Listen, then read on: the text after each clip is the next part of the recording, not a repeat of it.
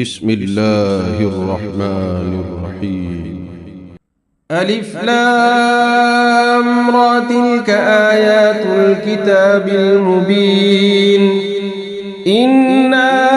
أنزلناه قرآنا عربيا لعلكم تعقلون نحن نقص عليك أحسن القصص بما أوحينا إليك هذا القرآن وإن كنت من قبله لمن الغافلين إذ قال يوسف لأبيه يا أبت إني رأيت 11 كوكبا والشمس والقمر رأيتهم لي ساجدين قال يا بني لا تقصص رؤياك على إخوتك فيكيدوا لك كيدا إن الشيطان للإنسان عدو مبين وكذلك يجتبيك ربك ويعلمك من تأويل الأحاديث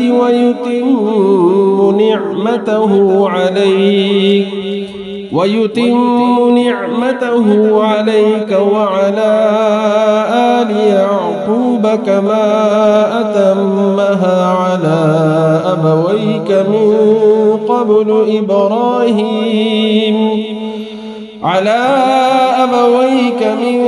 قبل إبراهيم وإسحاق إن ربك عليم حكيم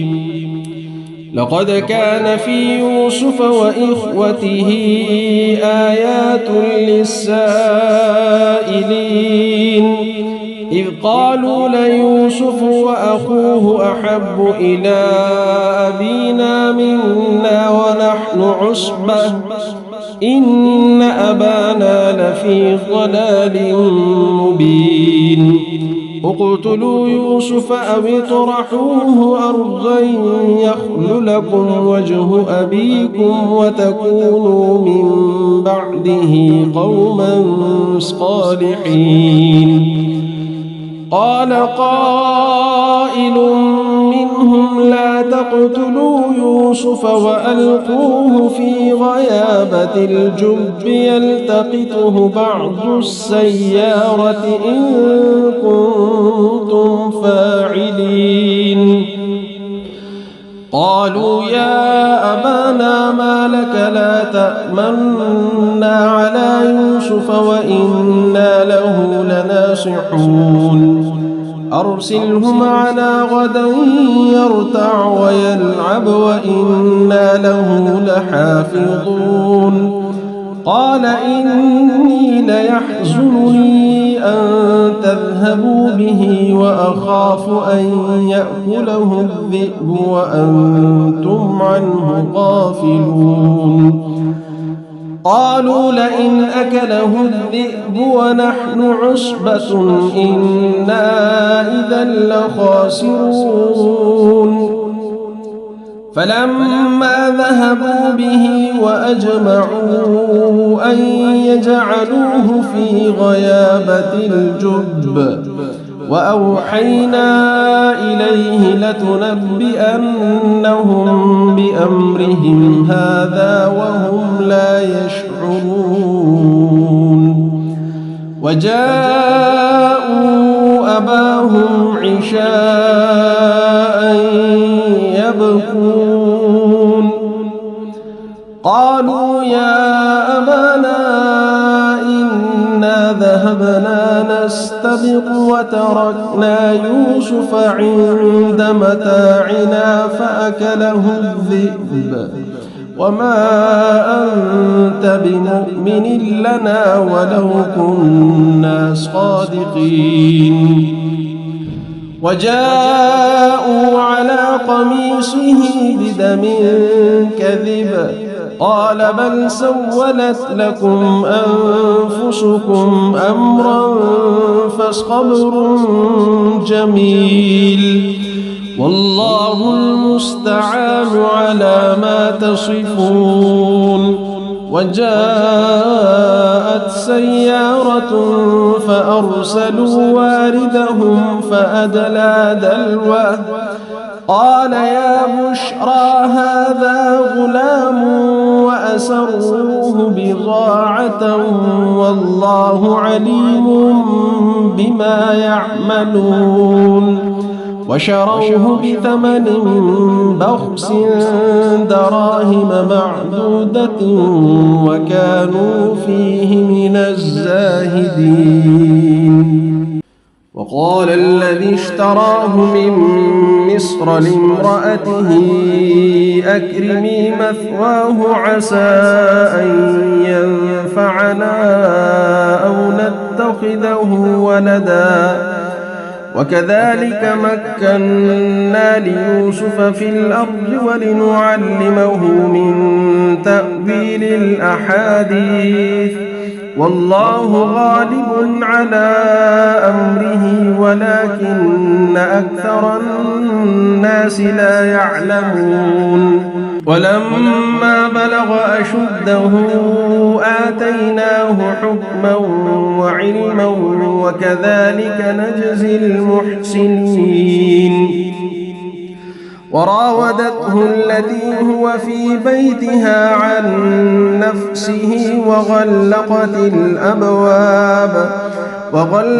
الأبواب وقالت هيت لك قال معاذ الله إنه ربي أحسن مثواي إنه لا يفلح الظالمون. ولقد همت به وهم بها لولا أن رأى برهان ربه كذلك لنصرف عنه السوء والفحشاء إنه من عبادنا المخلصين.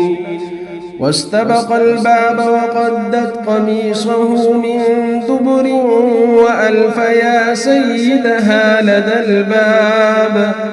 قالت ما جزاء من أراد بأهلك سوءا إلا أن يسجن أو عذاب أليم. قال هي راودتني عن نفسي وشهد شاهد من أهلها إن كان قميصه قد من قبل فصدقت وهو من الكاذبين وإن كان قميصه قد من دبر فكذبت وهو من الصادقين. فلما رأى قميصه قد من دبر قال إنه من كيدكن إن كيدكن عظيم.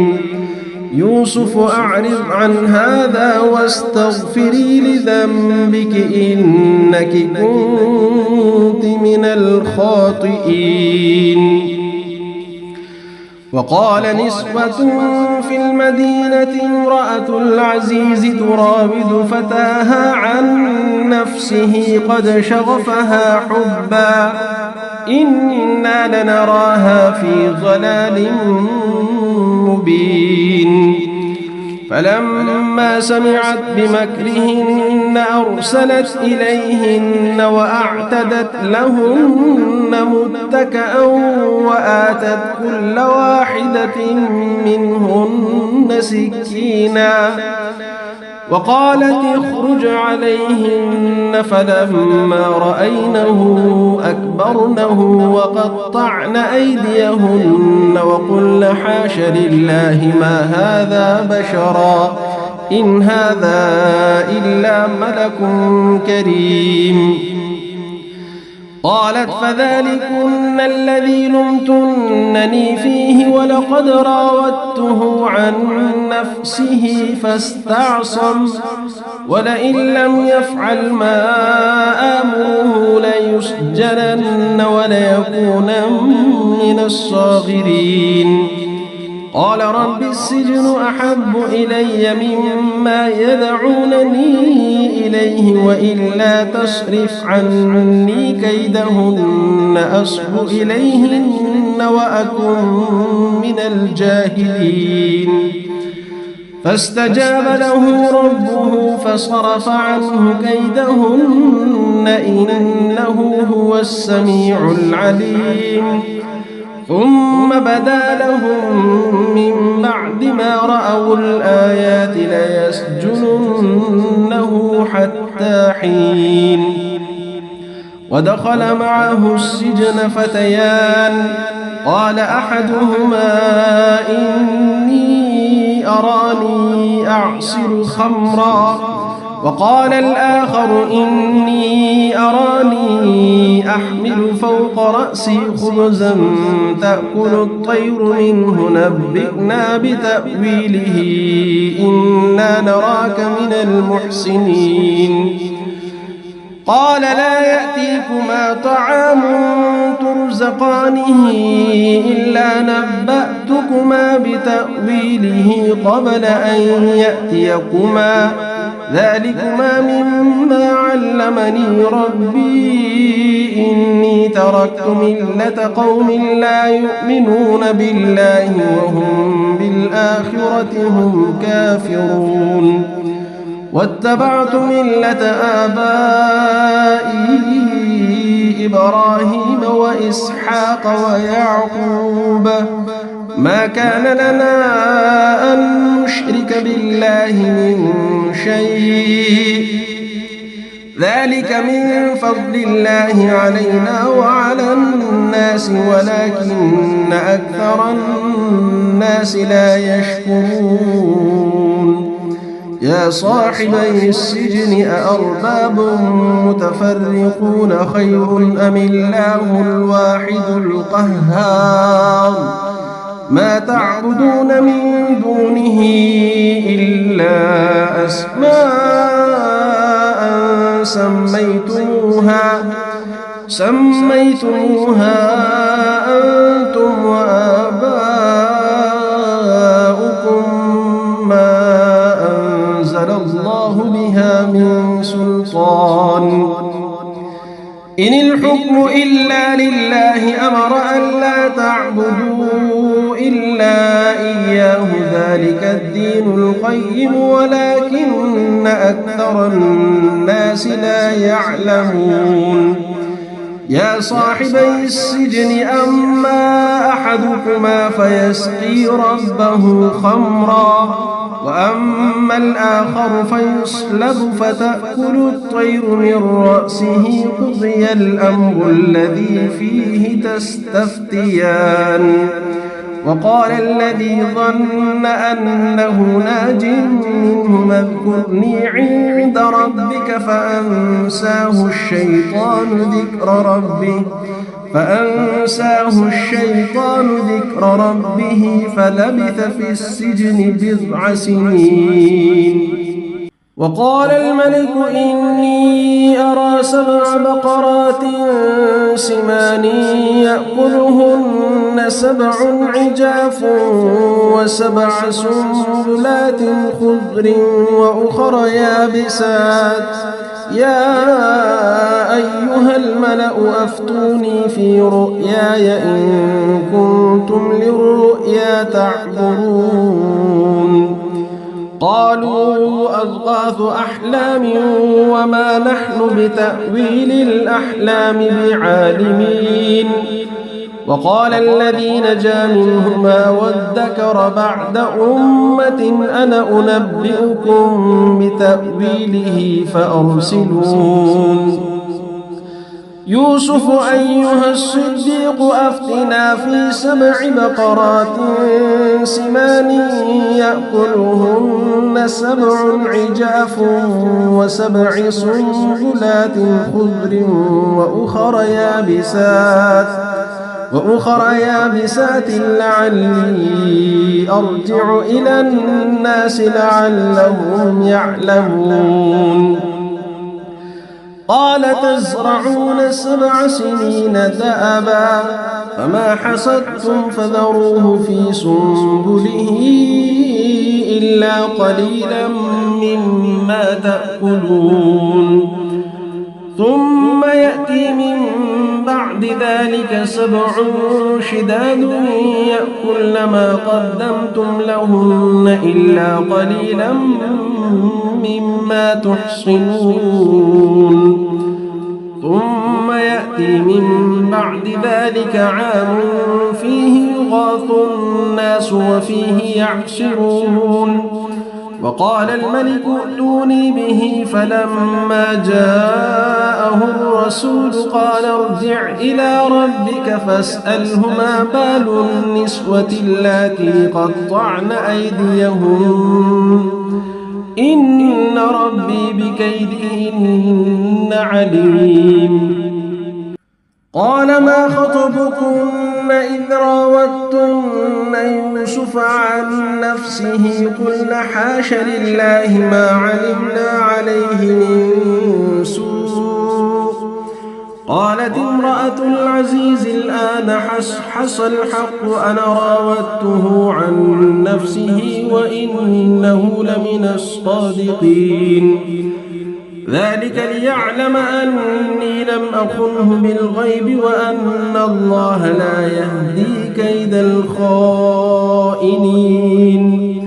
وما أبرئ نفسي إن النفس لأمارة بالسوء إلا ما رحم ربي إن ربي غفور رحيم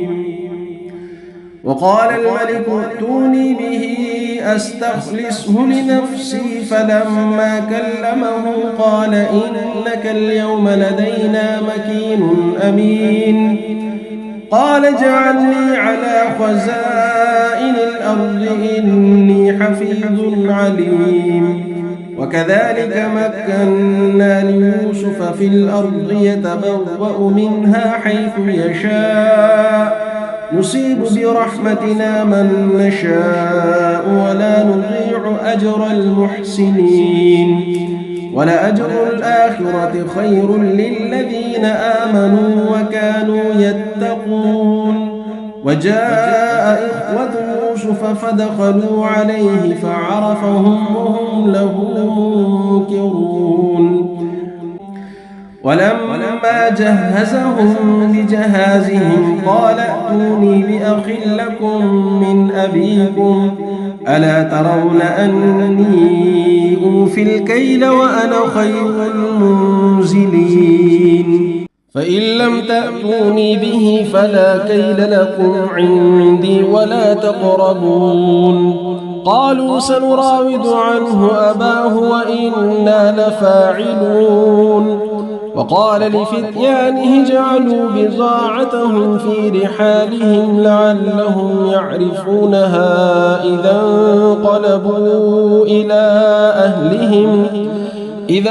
انقلبوا إلى أهلهم لعلهم يرجعون فلما رجعوا إلى أبيهم قالوا يا أبانا منع منا الكيل فأرسل معنا أخانا نكتل وإنا له لحافظون قال هل آمنكم عليه إلا كما أمنتكم على أخيه من قبل فالله خير حافظا وهو أرحم الراحمين ولما فتحوا متاعهم وجدوا بضاعتهم ردت إليهم قالوا يا أبانا ما نبغي هذه بضاعتنا ردت إلينا ونمير أهلنا ونحفظ أخانا ونزداد كيل بعير ذلك كيل يسير قال لن أرسله معكم حتى تؤتون موثقا من الله لتأتونني به إلا أن يحاط بكم فلما آتوه موثقهم قال الله على ما نقول وكيل وقال يا بني لا تدخلوا من باب واحد وادخلوا من أبواب متفرقة وما أغني عنكم من الله من شيء إن الحكم إلا لله عليه توكلت وعليه فليتوكل المتوكلون. ولما دخلوا من حيث أمرهم أبوهم ما كان يغني عنهم من الله من شيء إلا حاجة في نفس يعقوب قضاها وإنه لذو علم لما علمناه ولكن أكثر الناس لا يعلمون. ولما دخلوا على يوسف آوى إليه أخاه قال إني أنا أخوك فلا تبتئس بما كانوا يعملون. فلما جهزهم بجهازهم جعل السقاية في رحل أخيه ثم أذن مؤذن أيتها العير إنكم لسارقون. قالوا وأقبلوا عليهم ماذا تفقدون؟ قالوا نفقد صواع الملك ولمن جاء به حمل بعير وأنا به زعيم. قالوا تالله لقد علمتم ما جئنا لنفسد في الأرض وما كنا سارقين. قالوا فما جزاؤه إن كنتم كاذبين؟ قالوا جزاؤه من وجد في رحله فهو جزاؤه كذلك نجزي الظالمين. فبدأ بأوعيتهم قبل وعاء أخيه ثم استخرجها من وعاء أخيه كذلك كدنا ليوسف ما كان ليأخذ أخاه في دين الملك إلا أن يشاء الله نرفع درجات من نشاء وفوق كل ذي علم عليم. قالوا إن يسرق فقد سرق أخ له من قبل فأسرها يوسف في نفسه ولم يبدها لهم. قال أنتم شر مكانا والله أعلم بما تصفون. قالوا يا أيها العزيز إن له أبا شيخا كبيرا فخذ أحدنا مكانه إنا نراك من المحسنين. قال معاذ الله أن نأخذ إلا من وجدنا متاعنا عنده إنا إذا لظالمون. فلما استيئسوا منه خلصوا نجيا قال كبيرهم ألم تعلموا أن أباكم قد أخذ عليكم موثقا من الله ومن قبل ما فرطتم في يوسف فلن أبرح الأرض حتى يأذن لي أبي أو يحكم الله لي وهو خير الحاكمين. ارجعوا إلى أبيكم فقولوا يا أبانا إن ابنك سرق وما شهدنا إلا بما علمنا وما كنا للغيب حافظين. واسأل القرية التي كنا فيها والعير التي أقبلنا فيها وإنا لصادقون. قال بل سولت لكم أنفسكم أمرا فصبر جميل عسى الله أن يأتيني بهم جميعا إنه هو العليم الحكيم. وتولى عنهم وقال يا أسفا على يوسف وابيضت عيناه من الحزن فهو كظيم. قالوا تالله تفتأ تذكر يوسف حتى تكون حرضا أو تكون من الهالكين. قال إنما أشكو بثي وحزني إلى الله وأعلم من الله ما لا تعلمون. يا بني اذهبوا فتحسسوا من يوسف وأخيه ولا تيأسوا من روح الله إنه لا ييأس من روح الله إلا القوم الكافرون. فلما دخلوا عليه قالوا يا أيها العزيز مسنا وأهلنا الضر وجئنا ببضاعة مزجاة فأوف لنا الكيل وتصدق علينا إن الله يجزي المتصدقين. قال هل علمتم ما فعلتم بيوسف وأخيه إذ أنتم جاهلون؟ قالوا أئنك لأنت يوسف؟ قال أنا يوسف وهذا أخي قد من الله علينا إنه من يتق ويصبر فإن الله لا يضيع أجر المحسنين. قالوا تالله لقد آثرك الله علينا وإن كنا لخاطئين. قال لا تثريب عليكم اليوم يغفر الله لكم وهو أرحم الراحمين. اذهبوا بقميصي هذا فألقوه على وجه أبي يأت بصيرا وأتوني بأهلكم أجمعين. ولما فصلت العير قال أبوهم إني لأجد ريح يوسف لولا أن تفندون. قالوا تالله إنك لفي ضلالك القديم. فلما أن جاء البشير ألقاه على وجهه فارتد بصيرا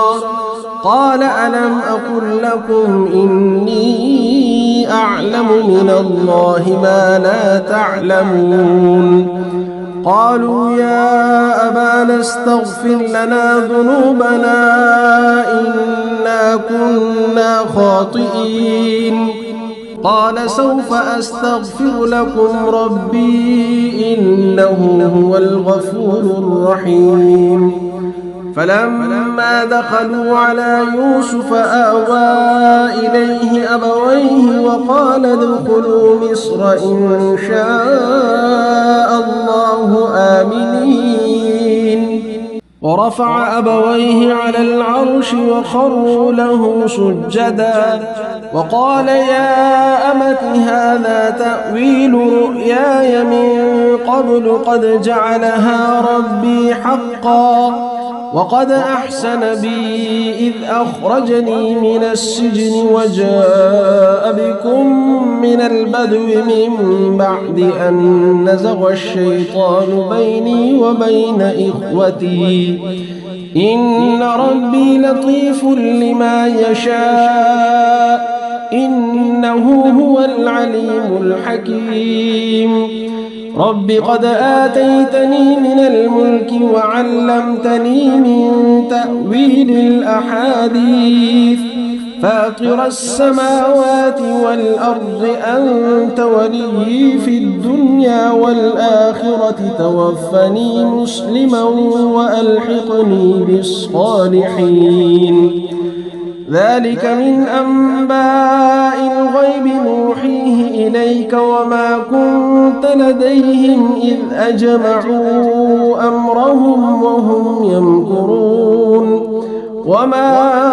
أكثر الناس ولو حرصت بمؤمنين وما تسألهم عليه من أجر إن هو إلا ذكر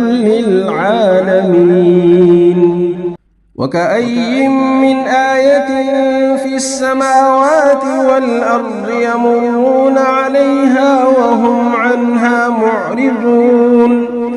وما يؤمن أكثرهم بالله إلا وهم مشركون أفأمنوا أن تأتيهم غاشية من عذاب الله أو تأتيهم الساعة بغتة وهم لا يشعرون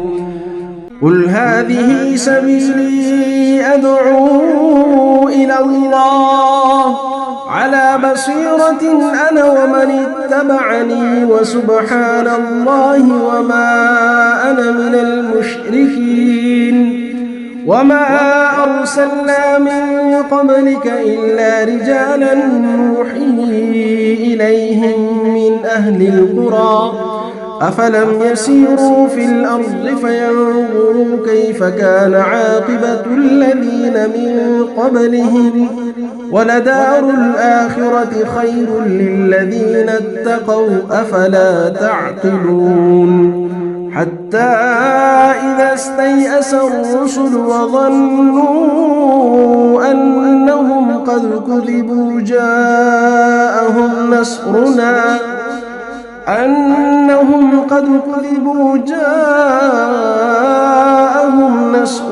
فنجي من نشاء ولا يرد بأسنا عن القوم المجرمين لقد كان في قصصهم عبرة لأولي الألباب ما كان حديثا يفترى ولكن تصديق الذي بين يديه وتفصيل كل شيء وهدى ورحمة لقوم يؤمنون. بسم الله الرحمن الرحيم. ألف لام را تلك آيات الكتاب المبين إنا أنزلناه قرآنا عربيا لعلكم تعقلون نحن نقص عليك أحسن القصص بما أوحينا إليك هذا القرآن وإن كنت من قبله لمن الغافلين إذ قال يوسف لأبيه يا أبت إني رأيت 11 كوكبا والشمس والقمر رأيتهم لي ساجدين قال يا بني لا تقصص رؤياك على إخوتك فيكيدوا لك كيدا إن الشيطان للإنسان عدو مبين وكذلك يجتبيك ربك ويعلمك من تأويل الأحاديث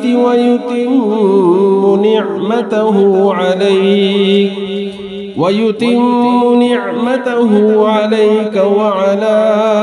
آل يعقوب كما أتمها على أبويك من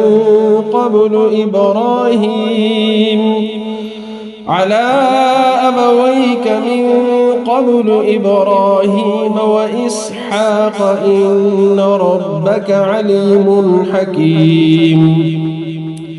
لقد كان في يوسف وإخوته آيات للسائلين إذ قالوا ليوسف وأخوه أحب إلى أبينا منا ونحن عصبة إن أبانا لفي ضلال مبين اقتلوا يوسف أو اطرحوه أرضا يخل لكم وجه أبيكم وتكونوا من بعده قوما صالحين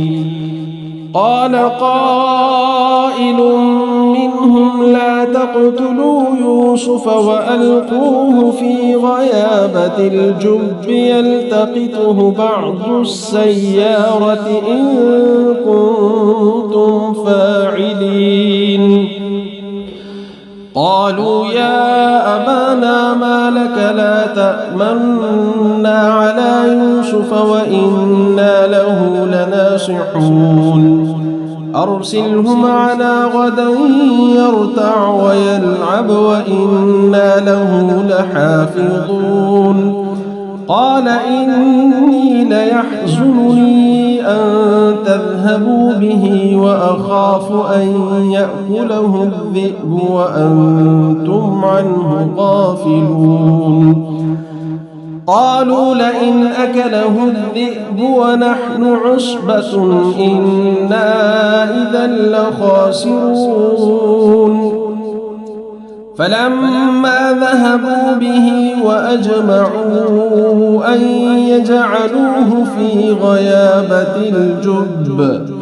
وأوحينا إليه لتنبئنهم بأمرهم هذا وهم لا يشعرون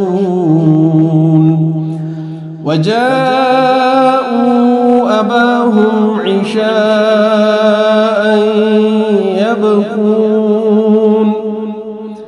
قالوا يا أبانا إنا ذهبنا نستبق وتركنا يوسف عند متاعنا فأكله الذئب وما أنت بمؤمن لنا ولو كنا صادقين وجاءوا على قميصه بدم كذب قال بل سولت لكم أنفسكم أمرا فصبر جميل والله المستعان على ما تصفون وجاءت سيارة فأرسلوا واردهم فأدلى دلوه قال يا بشرى هذا غلام وأسروه بضاعة والله عليم بما يعملون وشروه بثمن بخس دراهم معدودة وكانوا فيه من الزاهدين وقال الذي اشتراه من مصر لامرأته أكرمي مثواه عسى أن ينفعنا أو نتخذه ولدا وكذلك مكنا ليوسف في الأرض ولنعلمه من تأويل الأحاديث والله غالب على أمره ولكن أكثر الناس لا يعلمون ولما بلغ أشده آتيناه حكما وعلما وكذلك نجزي المحسنين وراودته التي هو في بيتها عن نفسه وغلقت الأبواب وقالت هيت لك قال معاذ الله إنه ربي أحسن مثواي إنه لا يفلح الظالمون ولقد همت به وهم بها لولا أن رأى برهان ربه كذلك لنصرف عنه السوء والفحشاء إنه من عبادنا المخلصين واستبق الباب وقدت قميصه من دبر وألف يا سيدها لدى الباب قالت ما جزاء من أراد بأهلك سوءا إلا أن يسجن أو عذاب أليم قال هي راودتني عن نفسي وشهد شاهد من أهلها إن كان قميصه قد من قبل فصدقت وهو من الكاذبين وإن كان قميصه قد من دبر فكذبت وهو من الصادقين فلما رأى قميصه قد من دبر قال إنه من كيدكن إن كيدكن عظيم يوسف أعرض عن هذا واستغفري لذنبك إنك كنت من الخاطئين وقال نسوة في المدينة امرأة العزيز تراود فتاها عن نفسه قد شغفها حبا إنا لنراها في ضلال مبين فلما سمعت بمكرهن أرسلت إليهن وأعتدت لهن متكأ وآتت كل واحدة منهن سكينا وقالت اخرج عليهن فلما رأينه أكبرنه وقطعن أيديهن وقلن حاش لله ما هذا بشرا إن هذا إلا ملك كريم قالت فذلكن الذي لمتنني فيه ولقد راودته عن نفسه فاستعصم ولئن لم يفعل ما آمره ليسجنن وليكونن من الصاغرين قال رب السجن أحب إلي مما يدعونني إليه وإلا تصرف عني كيدهن أصب إليهن وأكن من الجاهلين فاستجاب له ربه فصرف عنه كيدهن إنه هو السميع العليم ثم بدا لهم من بعد ما رأوا الآيات ليسجننه حتى حين ودخل معه السجن فتيان قال أحدهما إني أراني أعصر خمرا وقال الآخر إني أراني أحمل فوق رأسي خبزا تأكل الطير منه نبئنا بتأويله إنا نراك من المحسنين قال لا يأتيكما طعام ترزقانه إلا نبأتكما بتأويله قبل أن يأتيكما ذلكما مما علمني ربي إني تركت ملة قوم لا يؤمنون بالله وهم بالآخرة هم كافرون واتبعت ملة آبائي إبراهيم وإسحاق ويعقوب ما كان لنا أن نشرك بالله من شيء ذلك من فضل الله علينا وعلى الناس ولكن أكثر الناس لا يشكرون يا صاحبي السجن أأرباب متفرقون خير أم الله الواحد القهار ما تعبدون من دونه إلا أسماء سميتموها أنتم وآباؤكم ما أنزل الله بها من سلطان إن الحكم إلا لله أمر أن لا تعبدوا إلا إياه ذلك الدين القيم ولكن أكثر الناس لا يعلمون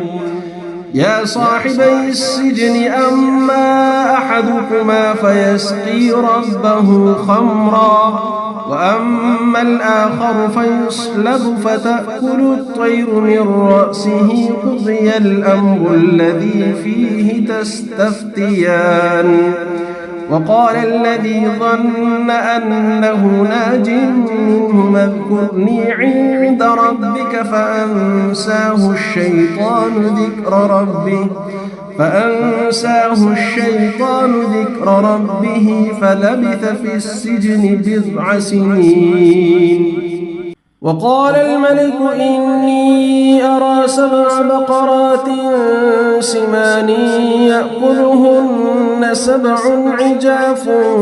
و7 سنبلات خضر وأخر يابسات يا أيها الملأ أفتوني في رؤياي إن كنتم للرؤيا تعبرون قالوا أضغاث أحلام وما نحن بتأويل الأحلام بعالمين وقال الذي نجا منهما وادكر بعد أمة أنا أنبئكم بتأويله فأرسلون يوسف أيها الصديق أفتنا في 7 بقرات سمان يأكلهن 7 عجاف و7 سنبلات خضر وأخر يابسات لعلي أرجع إلى الناس لعلهم يعلمون قال تزرعون 7 سنين دأبا فما حصدتم فذروه في سنبله إلا قليلا مما تأكلون ثم يأتي من بعد ذلك 7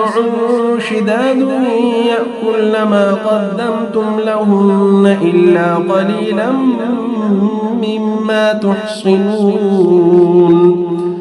ثم يأتي من بعد ذلك عام فيه يغاث الناس وفيه يعصرون وقال الملك ائتوني به فلما جاءه الرسول قال ارجع إلى ربك فاسأله ما بال النسوة اللاتي قطعن أيديهن إن ربي بكيدهن عليم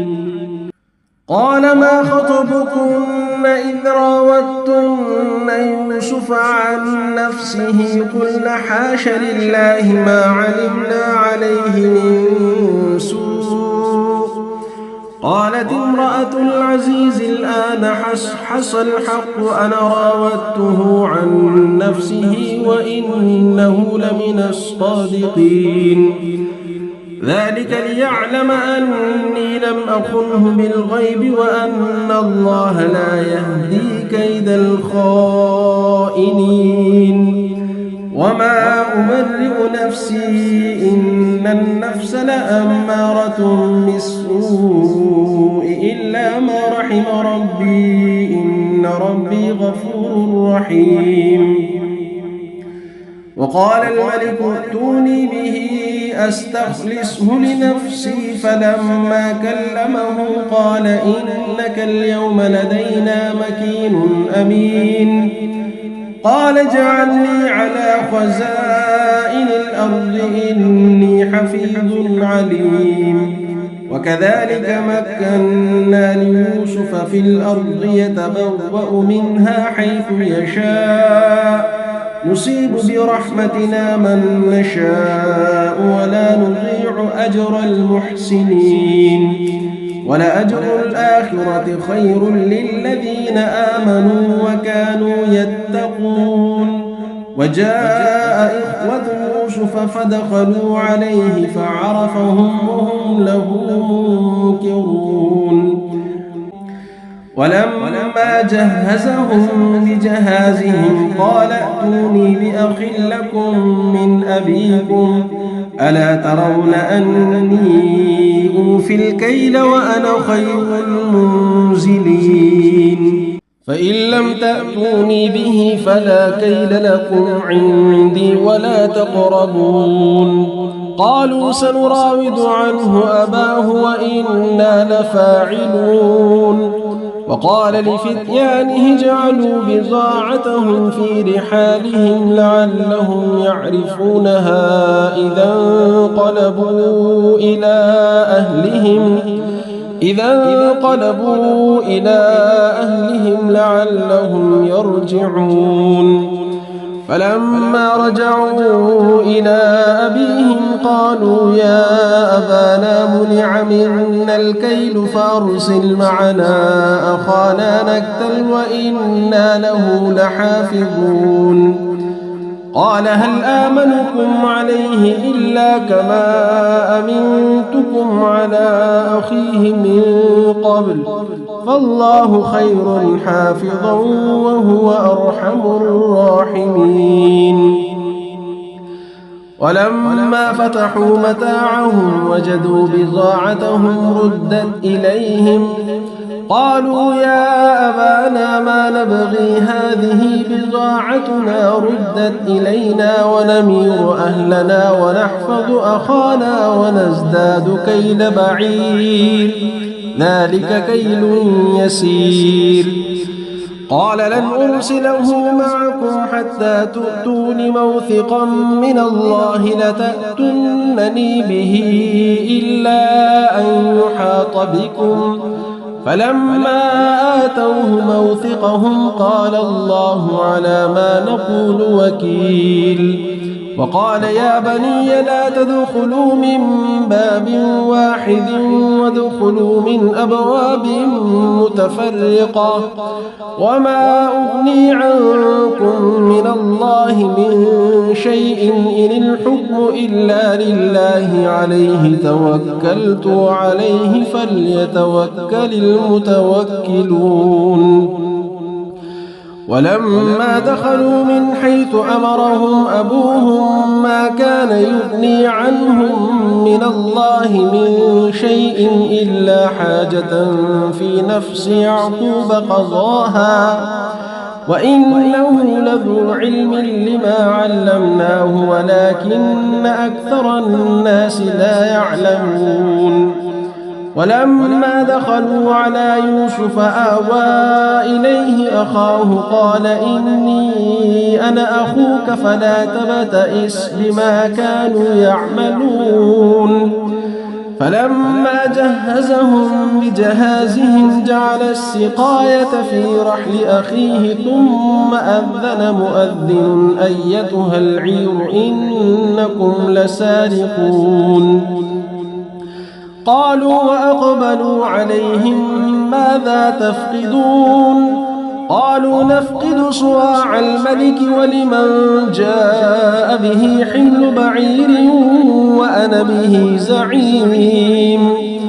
قالوا تالله لقد علمتم ما جئنا لنفسد في الأرض وما كنا سارقين قالوا فما جزاؤه إن كنتم كاذبين قالوا جزاؤه من وجد في رحله فهو جزاؤه كذلك نجزي الظالمين فبدأ بأوعيتهم قبل وعاء أخيه ثم استخرجها من وعاء أخيه كذلك كدنا ليوسف ما كان ليأخذ أخاه في دين الملك إلا أن يشاء الله نرفع درجات من نشاء وفوق كل ذي علم عليم قالوا إن يسرق فقد سرق أخ له من قبل فأسرها يوسف في نفسه ولم يبدها لهم قال أنتم شر مكانا والله أعلم بما تصفون. قالوا يا أيها العزيز إن له أبا شيخا كبيرا فخذ أحدنا مكانه إنا نراك من المحسنين. قال معاذ الله أن نأخذ إلا من وجدنا متاعنا عنده إنا إذا لظالمون.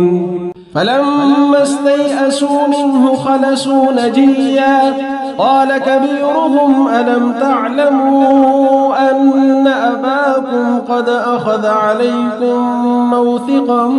من الله ومن قبل ما فرطتم في يوسف فلن أبرح الأرض حتى يأذن لي أبي أو يحكم الله لي وهو خير الحاكمين. ارجعوا إلى أبيكم فقولوا يا أبانا إن ابنك سرق وما شهدنا إلا بما علمنا وما كنا للغيب حافظين.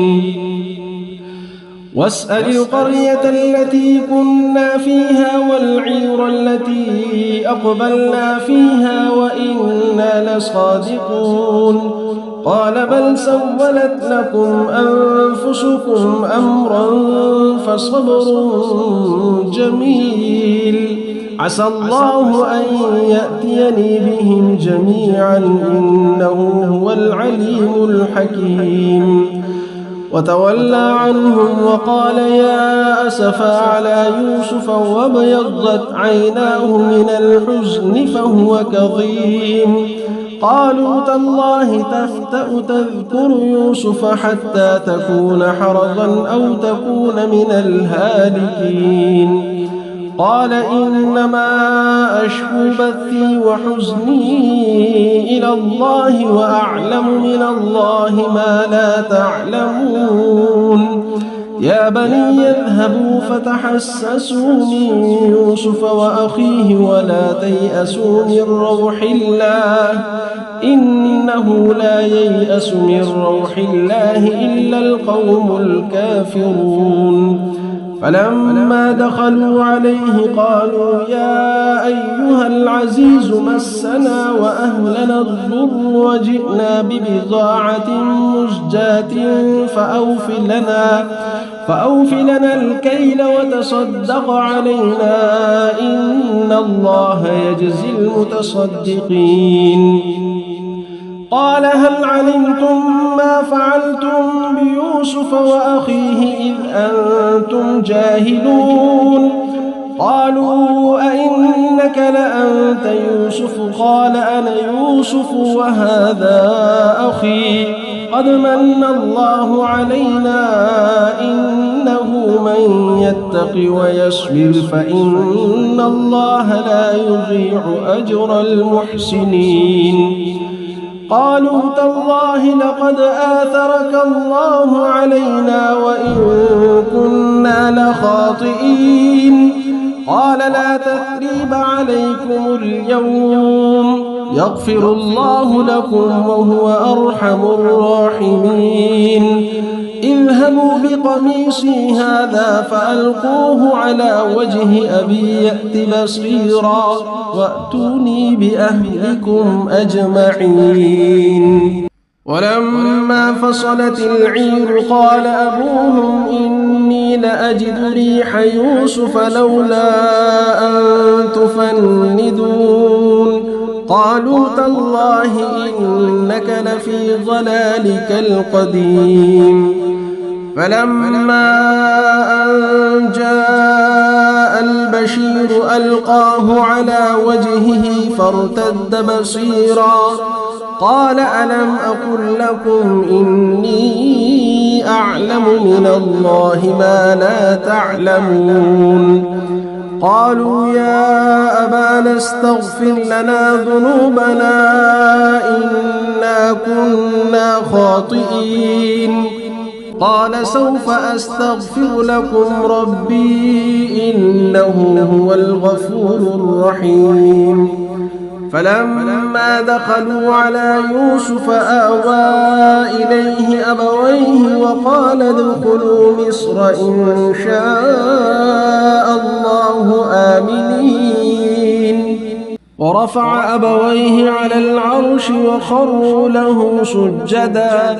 وقال يا أمت هذا تأويل رؤياي من قبل قد جعلها ربي حقا وقد أحسن بي إذ أخرجني من السجن وجاء بكم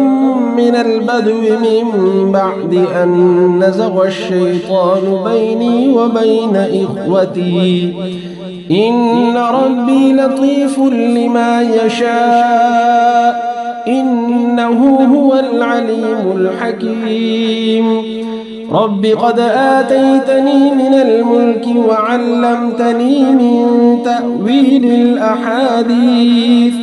فاطر السماوات والأرض أنت ولي في الدنيا والآخرة توفني مسلما وألحقني بالصالحين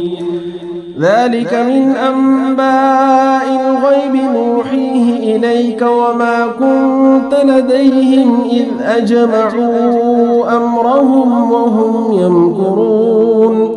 وما أكثر الناس ولو حرصت بمؤمنين وما تسألهم عليه من أجر إن هو إلا ذكر للعالمين وكأي من آية في السماوات والأرض يمرون عليها وهم عنها معرضون وما يؤمن أكثرهم بالله إلا وهم مشركون أفأمنوا أن تأتيهم غاشية من عذاب الله أو تأتيهم الساعة بغتة وهم لا يشعرون قل هذه سبيلي أدعو إلى الله على بصيرة أنا ومن اتبعني وسبحان الله وما أنا من المشركين وما أرسلنا من قبلك إلا رجالا نوحي إليهم من أهل القرى أفلم يسيروا في الأرض فينظروا كيف كان عاقبة الذين من قبلهم ولدار الآخرة خير للذين اتقوا أفلا تعقلون حتى إذا استيأس الرسل وظنوا أنهم قد كذبوا جاءهم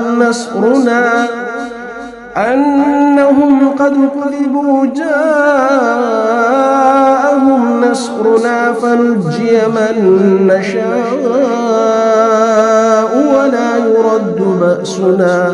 ولا يرد بأسنا عن القوم المجرمين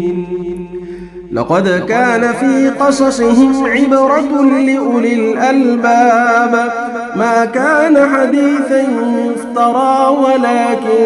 تصديق الذي بين يديه وتفصيل كل شيء وهدى ورحمة لقوم يؤمنون بسم الله الرحمن الرحيم ألف لام را تلك آيات الكتاب المبين إنا أنزلناه قرآنا عربيا لعلكم تعقلون نحن نقص عليك أحسن القصص بما أوحينا إليك هذا القرآن وإن كنت من قبله لمن الغافلين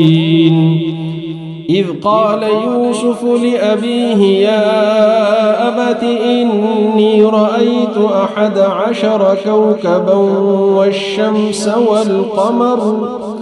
والشمس والقمر رأيتهم لي ساجدين قال يا بني لا تقصص رؤياك على إخوتك فيكيدوا لك كيدا إن الشيطان للإنسان عدو مبين وكذلك يجتبيك ربك ويعلمك من تأويل الأحاديث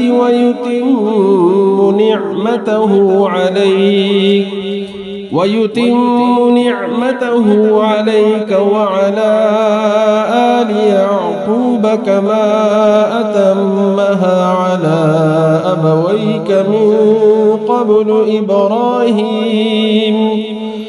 على أبويك من قبل إبراهيم وإسحاق إن ربك عليم حكيم لقد كان في يوسف وإخوته آيات للسائلين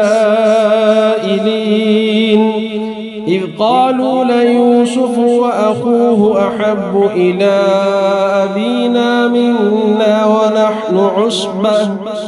إن أبانا لفي ضلال مبين اقتلوا يوسف أو اطرحوه أرضا يخل لكم وجه أبيكم وتكونوا من بعده قوما صالحين قال قائل منهم لا تقتلوا يوسف وألقوه في غيابة الجب يلتقطه بعض السيارة إن كنتم فاعلين قالوا يا أبانا ما لك لا تأمنا على يوسف وإنا له لناصحون أرسله معنا غدا يرتع ويلعب وإنا له لحافظون قال إني ليحزنني أن تذهبوا به وأخاف أن يأكله الذئب وأنتم عنه غافلون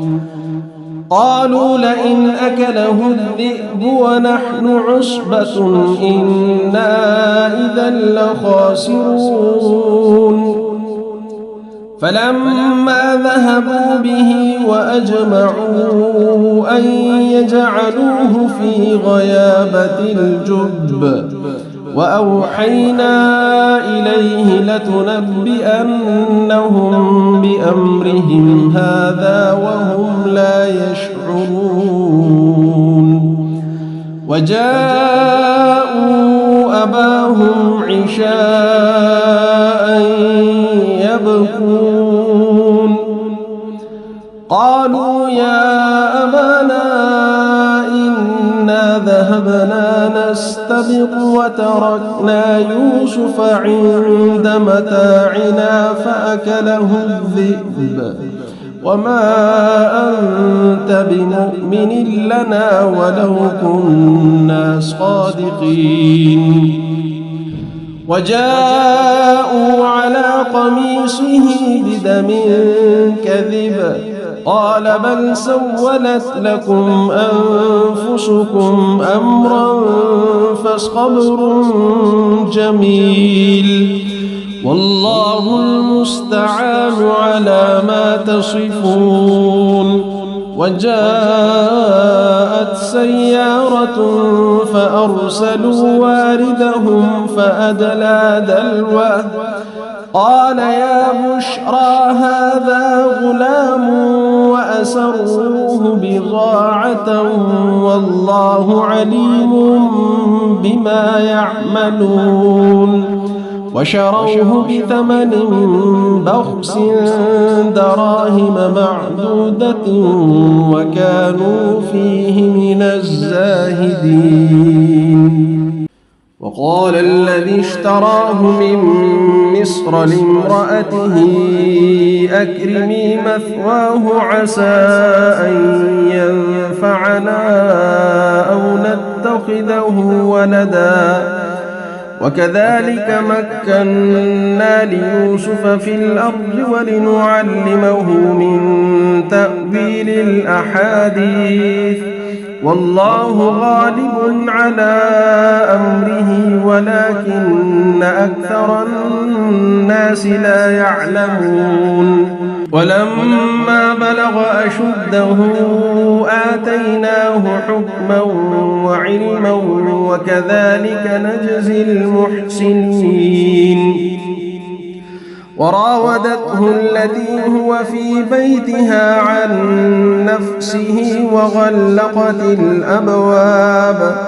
وغلقت الأبواب وقالت هيت لك قال معاذ الله إنه ربي أحسن مثواي إنه لا يفلح الظالمون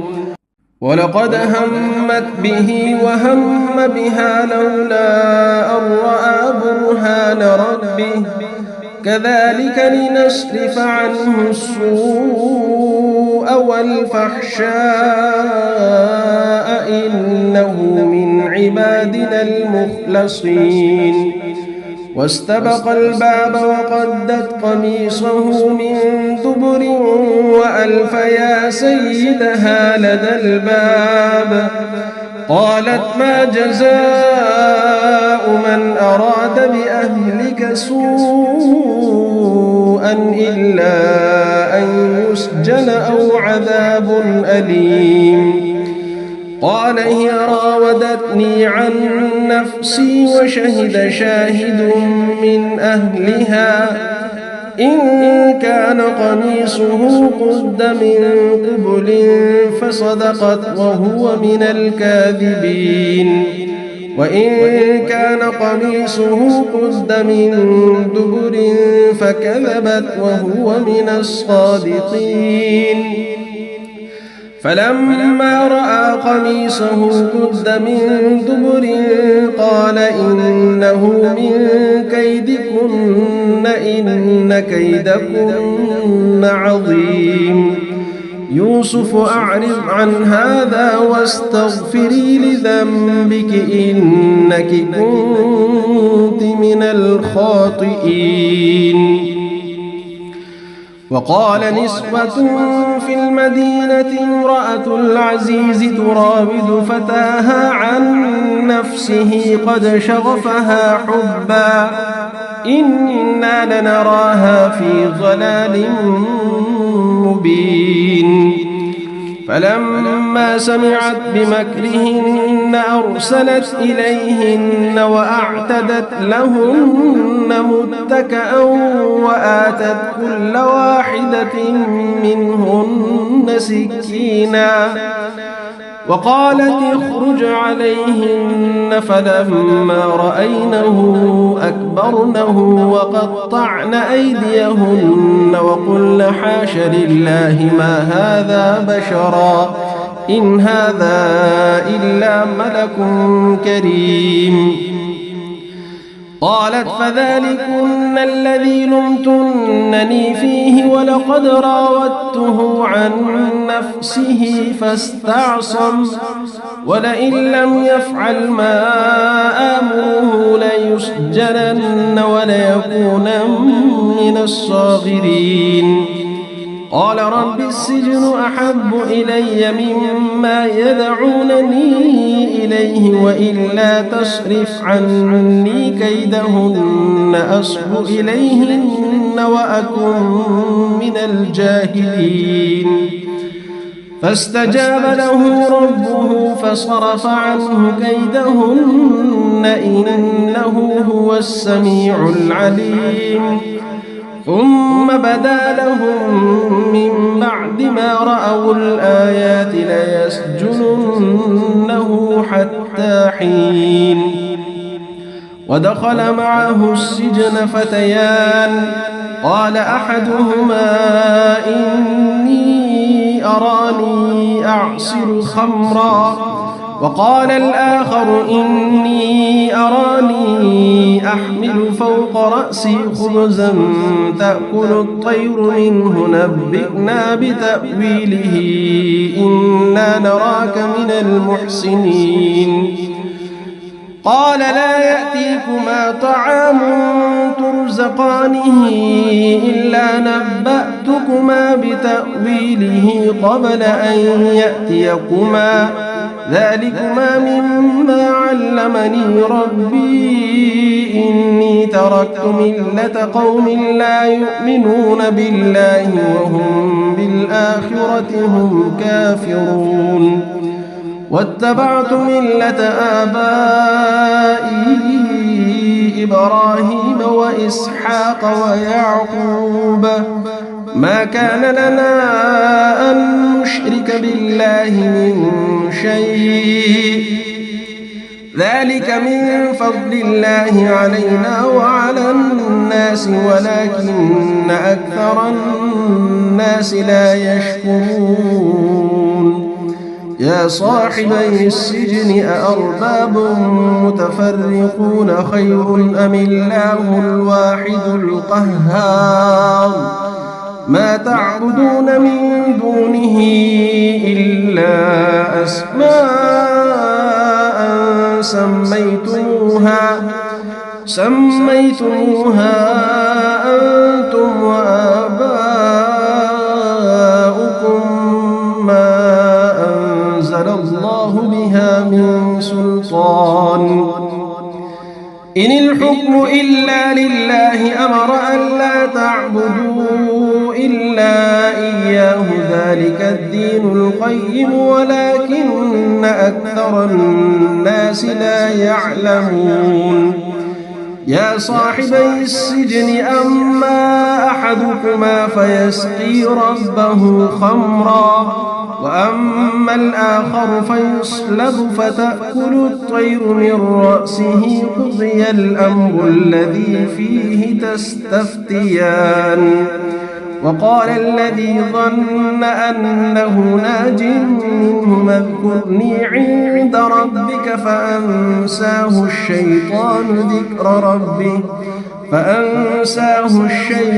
ذكر ربه فلبث في السجن بضع سنين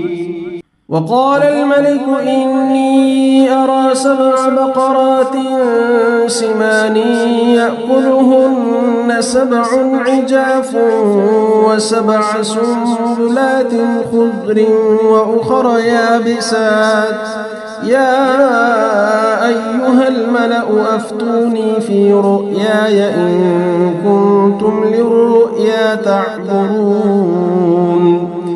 قالوا أضغاث أحلام وما نحن بتأويل الأحلام بعالمين وقال الذي نجا منهما وادكر بعد أمة أنا أنبئكم بتأويله فأرسلون يوسف أيها الصديق أفتنا في 7 بقرات سمان يأكلهن 7 عجاف و7 سنبلات خضر وأخر يابسات لعلي أرجع إلى الناس لعلهم يعلمون قال تزرعون 7 سنين دأبا فما حصدتم فذروه في سنبله إلا قليلا مما تأكلون ثم يأتي من بعد ذلك 7 شداد يأكلن ما قدمتم لهن إلا قليلا مما تحصنون ثم يأتي من بعد ذلك عام فيه يغاث الناس وفيه يعصرون وقال الملك ائتوني به فلما جاءه الرسول قال ارجع إلى ربك فاسأله ما بال النسوة اللاتي قطعن أيديهن إن ربي بكيدهن عليم. قال ما خطبكن إذ راوتن يوسف عن نفسه قلن حاش لله ما علمنا عليه من سوء.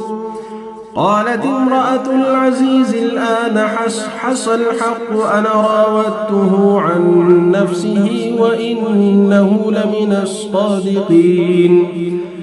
ذلك ليعلم أني لم أخنه بالغيب وأن الله لا يهدي كيد الخائنين.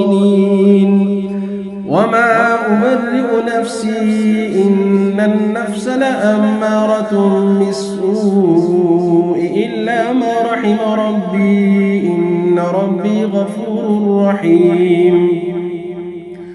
وقال الملك ائتوني به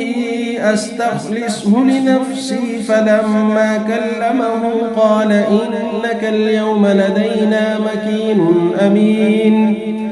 قال اجعلني على خزائن الأرض إني حفيظ عليم. وكذلك مكنا ليوسف في الأرض يتبوأ منها حيث يشاء نصيب برحمتنا من نشاء ولا نضيع أجر المحسنين. ولأجر الآخرة خير للذين آمنوا وكانوا يتقون. وجاء إخوة يوسف فدخلوا عليه فعرفهم وهم له منكرون. ولما جهزهم بجهازهم قال ائتوني بأخ لكم من أبيكم ألا ترون أني أوفي الكيل وأنا خير المنزلين. فإن لم تأتوني به فلا كيل لكم عندي ولا تقربون. قالوا سنراود عنه أباه وإنا لفاعلون. وقال لفتيانه اجعلوا بضاعتهم في رحالهم لعلهم يعرفونها إذا انقلبوا إلى أهلهم لعلهم يرجعون. فلما رجعوا إلى أبيهم قالوا يا أبانا منع منا الكيل فأرسل معنا أخانا نكتل وإنا له لحافظون. قال هل آمنكم عليه إلا كما أمنتكم على أخيه من قبل فالله خير حافظا وهو أرحم الراحمين. ولما فتحوا متاعهم وجدوا بضاعتهم ردت إليهم قالوا يا أبانا ما نبغي هذه بضاعتنا ردت إلينا ونمير أهلنا ونحفظ أخانا ونزداد كيل بعير ذلك كيل يسير. قال لن أرسله معكم حتى تؤتون موثقا من الله لتأتونني به إلا أن يحاط بكم. فلما آتوه موثقهم قال الله على ما نقول وكيل. وقال يا بني لا تدخلوا من باب واحد وادخلوا من أبواب متفرقة وما أغني عنكم من الله من شيء إن الحكم إلا لله عليه توكلت وعليه فليتوكل المتوكلون. ولما دخلوا من حيث أمرهم أبوهم ما كان يغني عنهم من الله من شيء إلا حاجة في نفس يعقوب وإنه لذو علم لما علمناه ولكن أكثر الناس لا يعلمون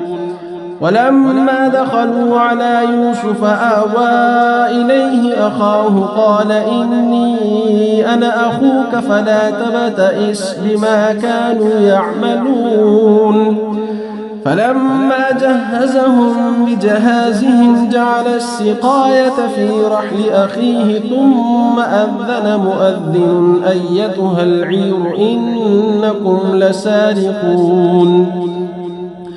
قالوا وأقبلوا عليهم ماذا تفقدون قالوا نفقد صواع الملك ولمن جاء به حمل بعير وأنا به زعيم قالوا تالله لقد علمتم ما جئنا لنفسد في الأرض وما كنا سارقين قالوا فما جزاؤه إن كنتم كاذبين قالوا جزاؤه من وجد في رحله فهو جزاؤه كذلك نجزي الظالمين فبدأ بأوعيتهم قبل وعاء أخيه ثم استخرجها من وعاء أخيه كذلك كدنا ليوسف ما كان ليأخذ أخاه في دين الملك إلا أن يشاء الله نرفع درجات من نشاء وفوق كل ذي علم عليم قالوا إن يسرق فقد سرق أخ له من قبل فأسرها يوسف في نفسه ولم يبدها لهم قال أنتم شر مكانا والله أعلم بما تصفون قالوا يا أيها العزيز إن له أبا شيخا كبيرا فخذ أحدنا مكانه إنا نراك من المحسنين قال معاذ الله أن نأخذ إلا من وجدنا متاعنا عنده إنا إذا لظالمون فلما استيئسوا منه خلصوا نجيا قال كبيرهم ألم تعلموا أن أباكم قد أخذ عليكم موثقا من الله ومن قبل ما فرطتم في يوسف فلن أبرح الأرض حتى يأذن لي أبي أو يحكم الله لي وهو خير الحاكمين ارجعوا إلى أبيكم فقولوا يا أبانا إن ابنك سرق وما شهدنا إلا بما علمنا وما كنا للغيب حافظين واسأل القرية التي كنا فيها والعير التي أقبلنا فيها وإنا لصادقون قال بل سولت لكم أنفسكم أمرا فصبر جميل عسى الله أن يأتيني بهم جميعا إنه هو العليم الحكيم وتولى عنهم وقال يا أسفا على يوسف وابيضت عيناه من الحزن فهو كظيم قالوا تالله تفتأ تذكر يوسف حتى تكون حرضا أو تكون من الهالكين قال إنما أشكو بثي وحزني إلى الله وأعلم من الله ما لا تعلمون يا بني اذهبوا فتحسسوا من يوسف وأخيه ولا تيأسوا من روح الله إنه لا ييأس من روح الله إلا القوم الكافرون فلما دخلوا عليه قالوا يا أيها العزيز مسنا وأهلنا الضر وجئنا ببضاعة مزجاة فأوف لنا الكيل وتصدق علينا إن الله يجزي المتصدقين. قال هل علمتم ما فعلتم بيوسف وأخيه إذ أنتم جاهلون؟ قالوا أئنك لأنت يوسف؟ قال أنا يوسف وهذا أخي قد من الله علينا إنه من يتق ويصبر فإن الله لا يضيع أجر المحسنين. قالوا تالله لقد آثرك الله علينا وإن كنا لخاطئين. قال لا تثريب عليكم اليوم يغفر الله لكم وهو أرحم الراحمين. اذهبوا بقميصي هذا فألقوه على وجه أبي يأت بصيرا وأتوني بأهلكم أجمعين. ولما فصلت العير قال أبوهم إني لأجد ريح يوسف لولا أن تفندون. قالوا تالله إنك لفي ضلالك القديم. فلما أن جاء البشير ألقاه على وجهه فارتد بصيرا قال ألم أقل لكم إني أعلم من الله ما لا تعلمون. قالوا يا أبانا استغفر لنا ذنوبنا إنا كنا خاطئين. قال سوف أستغفر لكم ربي إنه هو الغفور الرحيم. فلما دخلوا على يوسف آوى إليه أبويه وقال ادخلوا مصر إن شاء الله آمنين. ورفع أبويه على العرش وخروا له سجدا وقال يا أمت هذا تأويل رؤياي من قبل قد جعلها ربي حقا وقد أحسن بي إذ أخرجني من السجن وجاء بكم من البدو من بعد أن نزغ الشيطان بيني وبين إخوتي إن ربي لطيف لما يشاء إنه هو العليم الحكيم. رب قد آتيتني من الملك وعلمتني من تأويل الأحاديث فاطر السماوات والأرض أنت ولي في الدنيا والآخرة توفني مسلما وألحقني بالصالحين. ذلك من أنباء الغيب نوحيه إليك وما كنت لديهم إذ أجمعوا أمرهم وهم يمكرون وما أكثر الناس ولو حرصت بمؤمنين وما تسألهم عليه من أجر إن هو إلا ذكر للعالمين. وكأي من آية في السماوات والأرض يمرون عليها وهم عنها معرضون وما يؤمن أكثرهم بالله إلا وهم مشركون. أفأمنوا أن تأتيهم غاشية من عذاب الله أو تأتيهم الساعة بغتة وهم لا يشعرون. قل هذه سبيلي أدعو إلى الله على بصيرة أنا ومن اتبعني وسبحان الله وما أنا من المشركين. وما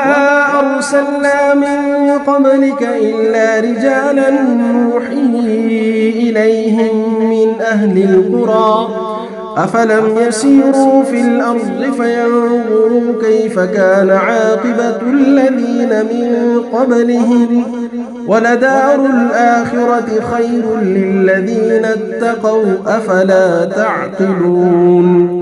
حتى إذا استيأس الرسل وظنوا أنهم قد كذبوا جاءهم نصرنا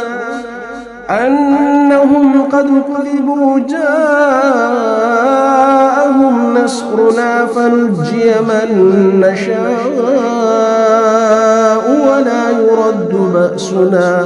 ولا يرد بأسنا عن القوم المجرمين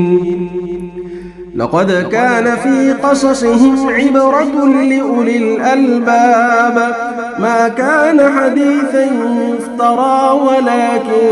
تصديق الذي بين يديه وتفصيل كل شيء وهدى ورحمة لقوم يؤمنون